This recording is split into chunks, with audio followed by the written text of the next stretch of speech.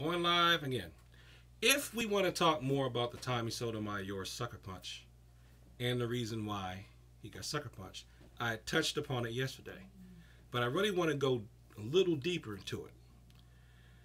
And that's the concept of shame and honor. A shame culture or an honor culture. Basically, the whoever punched Tommy felt like Tommy dishonored black women, the women of his culture. It was a black person that punched Tommy. It was a conscious black, I guess you could say, an Afrocentric person or a person who feels like they're part of the African diaspora. But whatever you want to call it, this was a person who felt like Tommy dishonored the women in his group. So in order to restore honor to the women of his group, he sought to take honor away from Tommy or by attacking him. Now, before you go scream, this was just a violent thug, which is what I still scream regardless of me understanding the psychology of it a little more. There are cultures in the world, and there's particularly a culture of the quote-unquote street in America, where you feel like respect and honor are a big thing. And it's probably because you're dealing with people that don't have a lot of resources, so all they really have are their respect and their honor. And here you have somebody like Tommy going around taking it. And the way human beings are, if you take the last little bit of thing they have, or they think you have disrespected them or dishonored them, they react in terms of violence. See, that's why I, of course, advocate taking martial arts, because sometimes, now Tommy is using harsh words and being very critical, but sometimes you cannot know that you've offended someone and then they act violently towards you. And at least if you know how to defend yourself unarmed, you may be able to stop the violence coming at you and just calm things down and just defend yourself. And even if you get into a tussle, you can hurt the person without having to kill the person. Or, you know, you can keep yourself from being killed until things are solved to settle down. So, right after I finish recording this video live, I'm going to put a link in the description to something I read today where they talk about shame and honor in different cultures. Think of it like, well, this is a perfect carryover. Think of it like the samurai culture. One of the arts I've studied, judo, is a samurai art. You dishonor me, so I kill you. And they also have a thing of, I've suffered great shame and dishonor, I'll kill myself. Think of it like that. That was built into that particular type of culture, samurai culture. And the streets of America have that ethic. Call it dissing. You can't diss me. Don't you diss me. And the paper I read is saying that feeling dissed or slighted or insulted is the primary motivator behind a lot of violent crimes. So this is something else. I don't really like bringing this up because I don't want people to think that I'm trying to excuse away or justify. I'm not trying to excuse away or justify. I am trying to inquire and see if I can find an explanation for. But either way, if you follow where I'm going, it can still prevent violence. Because to me, the best fight is the one that you don't have to engage in. So before we get to this, before we get to that, before we get to all that, if we can stop the fight, that's ideal. I wonder if some of these people who have been attacked by people from the hood did something that the person who attacked them felt was a diss or an insult. They felt slighted or dissed. The person doing the attacking felt slighted or dissed. So What we can do to not end up being attacked is practice the Taekwondo tenet of courtesy as much as we can. Now, does it mean we let people run all over us all the time? No. But try to be as cognizant as you can of how little things that you do that you may not even be aware of may make somebody feel, quote unquote, some type of way. May make them feel insulted or slighted. Now, I know that there are people who will give a look, scoff, that's the word, who will scoff at me. Some of them still do. It doesn't happen as often as I get older. Especially when I was younger. I would get scoffed, put down, just looked at like I was scum or nothing or a piece of trash. Now me, I was just like, whatever, that's your hang up. But I had more going for me. What if I don't have a lot going for me and somebody looks at me that way, or I happen to be mentally unstable and some person looks at me? I don't like it. What do I do if I'm a mentally unstable person? I'm a violent person. That's my cue to attack them. To not even, scream or retaliate with words.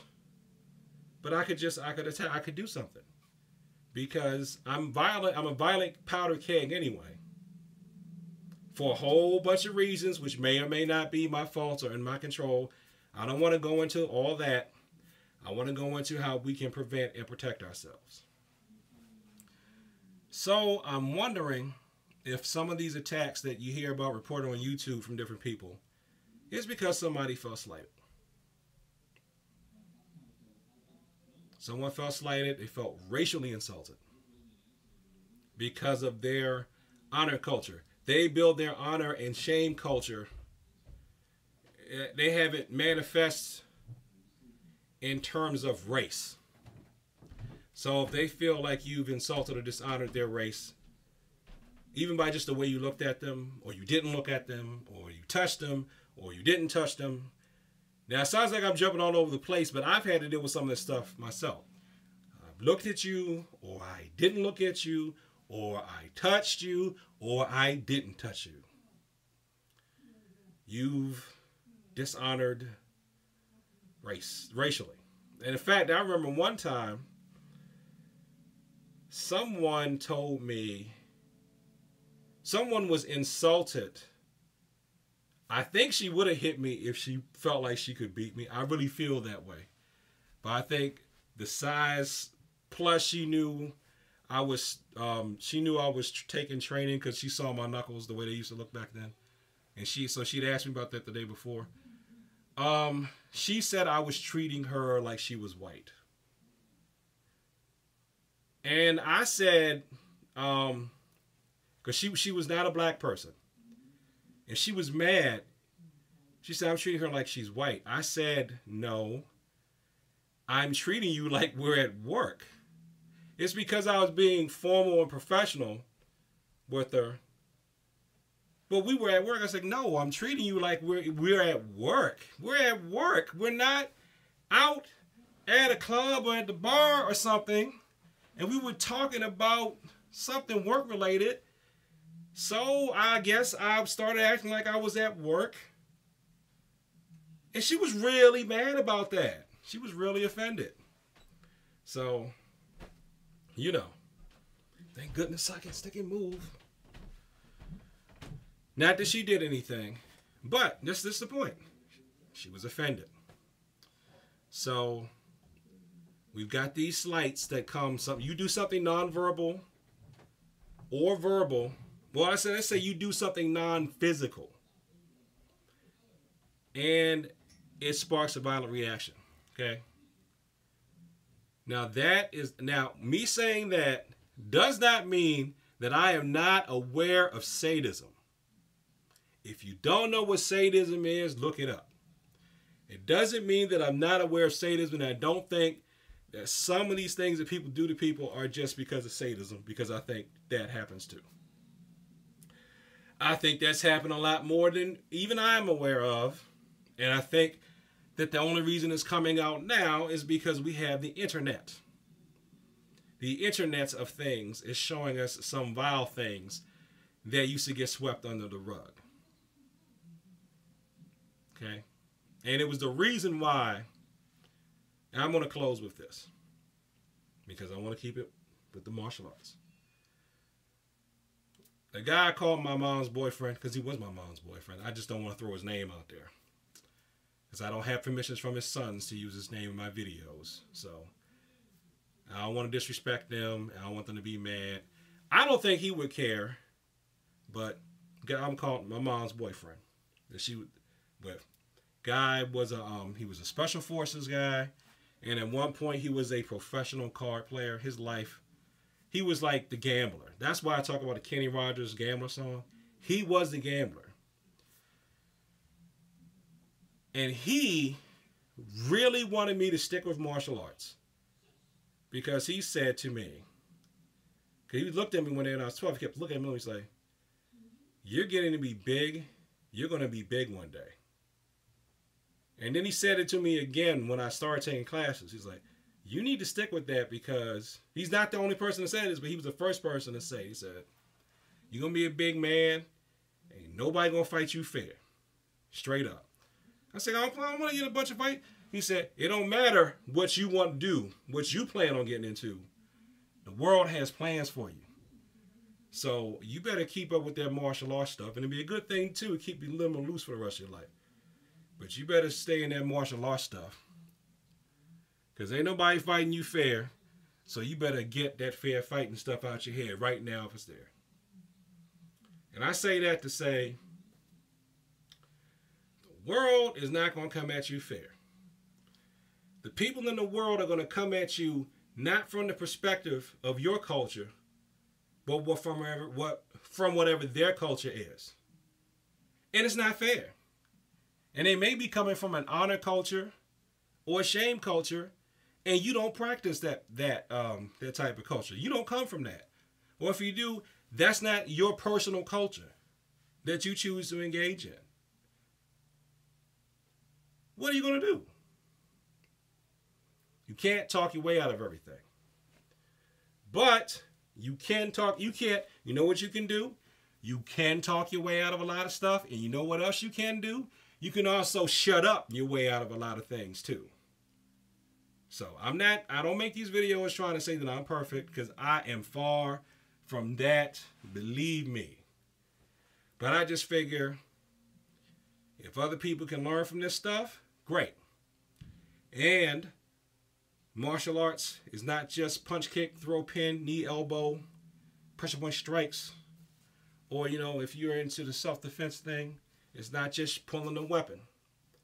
We got to pull this weapon before we pull these weapons. So, please take the time to read the link I'm going to have below this video. It's a fascinating read. And it really does explain to me why a lot of people not only commit violence, why a lot of people are in jail and what they think. I'm telling you, it's worth a read. And thank you for your time if you made it to the end of this video. I really appreciate it. Like, comment, and subscribe. And share. And look out for each other. Peace.